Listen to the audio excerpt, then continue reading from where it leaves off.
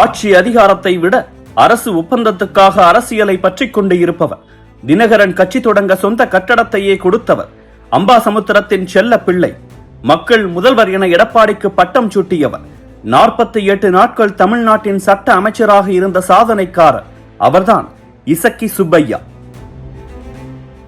தென்காசி மாவட்டம் குற்றாலம் அருகே உள்ள ஆயிரப்பேரி கிராமத்தைச் சேர்ந்தவர் இசக்கி சுப்பையா. நடிகர் சிவாஜி கணேசனின் சொத்துக்களை கவனித்து வரும் பொறுப்பு சுப்பையாவின் அப்பாவிடம் இருந்து வந்தது.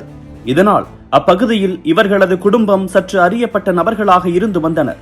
குற்றாலம் வரும் சுற்றுலா பயணிகள் தங்குவதற்காக விடுதி ஒன்றை ஆரம்பித்து வாழ்க்கையை தொடங்கினார் சுப்பையா. அந்த சமயத்தில் அதிமுகவின் மீது கொண்ட பாசத்தால் தன்னை அக்கட்சியின் அபிமானியாக காட்டிக்கொண்டு உள்ளூர் பிரமுகர்களுக்கு உதவிகள் செய்து வந்தார். கட்சியில் ஆக்டிவாக இல்லாவிட்டாலும் தன்னை ஒரு அதிமுக ஆளாகவே அடையாளம் காட்டி வந்தார் சுப்பையா. இந்நிலையில் 2011ஆம் ஆண்டு சட்டமன்ற தேர்தலில் அம்பாசமுத்திரம் தொகுதியில் போட்டியிட ஆள் தேடிக் கொண்டிருந்தார் ஜெயலலிதா. சசிகலா மற்றும் அவருடைய உறவினர்கள் மூலம் இசக்கி சுப்பையாவின் பெயர் ஜெயலலிதாவின் பார்வைக்கு வந்தது. அம்பாசமுத்திரம் வேட்பாளராக களம் கண்டார் இசக்கி சுப்பையா. முதல் தேர்தலிலேயே திமுகவின் ஆவுடையப்பனை 30,000க்கும் அதிகமான வாக்குகள் வித்தியாசத்தில் வென்று அசத்தினார். தேர்தலில் வென்றவருக்கு அடித்தது அதிர்ஷ்டம். நிறைய புதுமுகங்களுக்கும் இளைஞர்களுக்கும் அமைச்சராகும் வாய்ப்பை கொடுக்க நினைத்த ஜெயலலிதா அதற்கான லிஸ்டை தயாரித்தார். அப்போது இசக்கி சுப்பையாவுக்கும் ஒரு துறை ஒதுக்கப்பட்டது. தமிழ்நாட்டின் சட்டத்துறை அமைச்சராக நியமிக்கப்பட்டார் சுப்பையா. மாவட்ட செயலாளரான செந்தூர் பாண்டியனும் நைனா நாகேந்திரனும் அமைச்சர் பதவியை எதிர்பார்த்து காத்திருந்த போது இசக்கி சுப்பையாவுக்கு அந்த வாய்ப்பு கிடைத்தது. அமைச்சராக இருந்த ஒவ்வொரு நாளும் சுப்பையாவுக்கு முள் கிரீடமாகவே இருந்தது. சின்ன குற்றச்சாட்டு வந்தாலும் அடுத்த நாள் பதவி இருக்காது என்பதே ஜெயலலிதாவின் எழுதப்படாத விதி. ஒரு மாதம் எந்த சிக்கலும் இல்லை. அமைச்சராக கெத்தாக வலம் வந்து கொண்டிருந்தார் சுப்பையா. ஆனால் அடுத்த சில நாட்களில் சுப்பையாவின் பேரில் சில குற்றச்சாட்டுகள் வரத் தொடங்கின. அமைச்சரான பின்பு சென்னையில் நில ஆக்கிரமிப்பில் ஈடுபட்டுள்ளார் என ஜெயலலிதாவின் மேசைக்கு ரிப்போர்ட் வந்தது. அமைச்சரவையிலிருந்து எக்காரணமும் சொல்லாமல் தூக்கியடிக்கப்பட்டார் இசக்கி சுப்பையா. வெறும் 48 நாட்களில் உச்சத்துக்கு சென்று வீழ்ச்சியை சந்தித்தார் சுப்பையா. இந்த நீக்கத்துக்கு பின்னர் இசக்கி சுப்பையா பெரிய அளவில் ஆக்டிவாக இல்லாமல் போனார். கான்ட்ராக்ட் வேலை என அதில் மட்டுமே கவனம் செலுத்தி வந்தார்.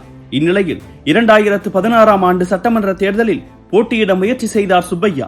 ஆனால் அவருக்கு சீட் வழங்காமல் முருகையா பாண்டியனுக்கு சீட் கொடுத்தார் ஜெயா. சுப்பையா செய்த தவறால் சீட் மறுக்கும் அளவுக்கு கோபத்தில் இருந்தார் ஜெயா என்பது அப்போது எல்லோருக்குமே புரிந்தது. சீட் இல்லாவிட்டாலும் வழக்கம் போல தன்னுடைய பிசினஸில் கவனம் செலுத்தி வந்தார். இந்நிலையில் ஜெயலலிதா மரணத்தால் அதிமுகவில் ஏற்பட்ட குழப்பத்தில் தினகரன் பக்கம் வந்து நின்றார் சுப்பையா. அமமுக ஆரம்பித்த போது சென்னையில் உள்ள தனது கட்டடம் முழுவதையும் கட்சி அலுவலகத்துக்காக கொடுத்தார். ஆனால் அந்த பயணமும் சரியாக செல்லவில்லை. தினகரனை விட்டு விலகி மீண்டும் அதிமுகவில் இணைந்தார். அரசுக்கு கான்ட்ராக்ட் வேலை செய்ததில் தரப்படாமல் இருந்த 70 கோடிக்கும் அதிகமான பணத்தை பெற அதிமுகவில் சேர்வதே வழி என நினைத்து அதை செய்தார். பணமும் கிடைத்தது, ஒப்பந்தங்களும் கிடைத்தன. இதையடுத்து 2021 தேர்தலில் மீண்டும் அம்பையில் களமிறங்கினார் சுப்பையா. அம்பையின் செல்ல பிள்ளையை கைவிடுவார்களா மக்கள்? அந்த தேர்தலில் வென்று எம்எல்ஏ ஆனார் இசக்கி சுப்பையா.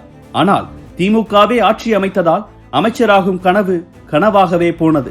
அடுத்த தேர்தலில் வென்று கண்டிப்பாக அதிமுக ஆட்சி அமைக்கும் என நம்பி வந்தார். ஆனால் குறுக்கே வந்த தாவேக எல்லா கணக்குகளையும் மாற்றி ஆட்சிக்கு நெருக்கத்தில் வந்தது. அப்போது அதிமுகவில் உருவான புரட்சிப்படை விஜய்க்கு ஆதரவளிக்க முடிவெடுக்க 5 பேருக்கு அமைச்சர் பொறுப்பு என பேசப்பட்டது. அந்த 5 பேரில் இசக்கி சுப்பையாவும் ஒருவர். ஆனால் கடைசி நேரத்தில் கணக்குகள் மாறி இம்முறையும் சுப்பையாவின் அமைச்சர் கனவு பறிபோனது. இந்நிலையில்தான் தனது எம்எல்ஏ பதவியை ராஜினாமா செய்த கையோடு தாவேகாவில் இணைந்திருக்கிறார் சுப்பையா. எப்படியும் வென்று அமைச்சராவதே அவரின் இலக்காக இருக்கிறது.